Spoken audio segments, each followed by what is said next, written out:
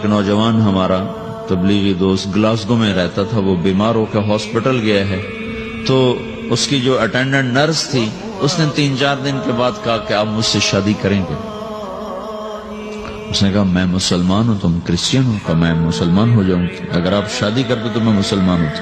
اس نے کہا تم کس وجہ سے مجھے یہ پیشکش کر رہے ہو؟ وہ کہنے کہ میں 3 دن سے تمہیں دیکھ رہی ہوں تو کہ تم نے ایک دفعہ بھی نظر اٹھا کے مجھے نہیں دیکھا، میں نرس ہوں، میری زندگی یہاں گزری ہے، میں نے کوئی نوجوان ایسا نہیں دیکھا جو لڑکی کو دیکھ کے نظر جھکا لیتا ہو، میں پہلی دفعہ اپنی زندگی میں کسی کو دیکھ رہی ہوں کہ جب اس کے سامنے میں آتی ہوں تو اس کی نظر جھک جاتی ہے، تو مجھے یقین ہو گیا تیرے اندر سچائی ہے۔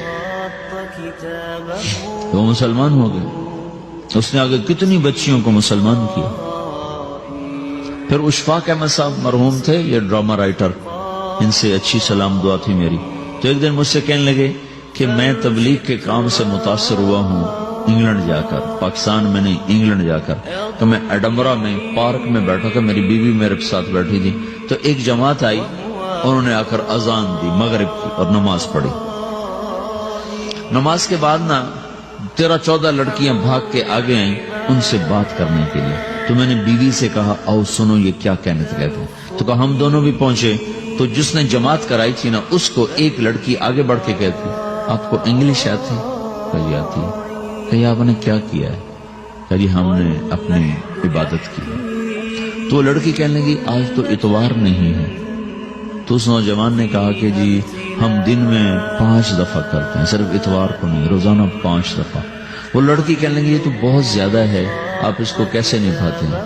تو اس نے اس کو جواب دیا، 2-3 سوال اس نے اور کیے، جواب دیا، تو کہنے لگی اچھا بہت مہربانی، اس نے سے ہاتھ بڑھایا آگے ملانے کے لیے تو وہ نوجوان کہنے لگا میں آپ سے معافی چاہتا ہوں، میں آپ کو ہاتھ نہیں ملا سکتا۔ تو اس لڑکی نے کہا کیوں؟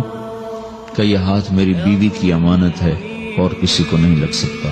تو لڑکی کھڑی تھی، وہ زمین پہ گر گئی، صرف اس بہت وہ زمین پہ گر گئی، کھڑے کھڑے وہ زمین پہ گر گئی، اور وہ بچوں کی طرح رونے لگی پھوٹ پھوٹ کے، اور کہنے لگی وہ لڑکی کتنی خوش قسمت ہے جس کے تم خامد ہو، کاش یورپ کے مرد بھی ایسے ہی ہوتے۔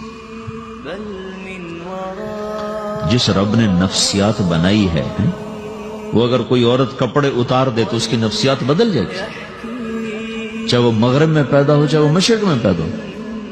عورت کی نفسیاتی حیا ہے اور وفا ہے، کسی وفادار کی تلاش ہے، تو وہ اس کو پتہ بھی نہیں ہے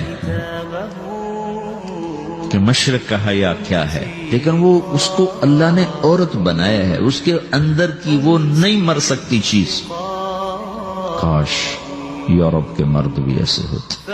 اور آنسو پوچھتی ہوئی وہاں سے اٹھ کے چل دی۔ تو اشفاق صاحب مرحوم کہنے لگے میں نے اپنی بیوی سے کہا بانو آج وہ تبلیغ ہوئی ہے کہ لاکھوں کتابیں بھی چھپ جاتی، وہ کام نہ ہوتا جو یہ نوجوان اپنے عمل سے کر لیا۔